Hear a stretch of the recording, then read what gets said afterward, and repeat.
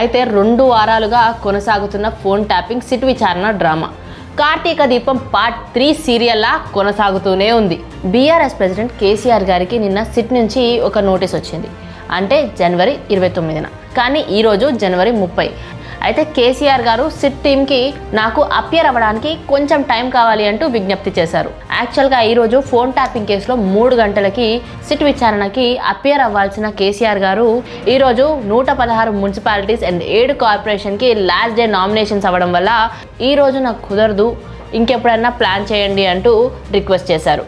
ఇందులో ఇంకొక ఇంట్రెస్టింగ్ కోణం ఉంది. అదేంటంటే సెక్షన్ 160 ఆఫ్ సిఆర్పిసి ప్రకారం ఏ మగవారైనా సరే వారి వయసు 15 నుండి 65 పైన ఉంటే వారు క్వశ్చనింగ్కి రానవసరం లేదు. కానీ కేసీఆర్ గారు నేను రానని చెప్పట్లేదు, కానీ విచారణకు తప్పకుండా వస్తాను అండ్ నా ఫుల్ కోఆపరేషన్ అయితే నేను ఇస్తాను అంటూ ఆయన అయితే చెప్పారు. అయితే నోటీస్ ప్రకారం ఈరోజు సిద్దిపేట్ ఎర్రవల్లి ఫామ్ హౌస్లో 3 గంటలకి క్వశ్చనింగ్ అయితే స్టార్ట్ చేయాల్సిందే. కానీ నామినేషన్స్ వల్ల సిట్ సిబ్బంది కూడా ఈ క్వశ్చనింగ్ని అయితే పోస్ట్పోన్ చేశారు.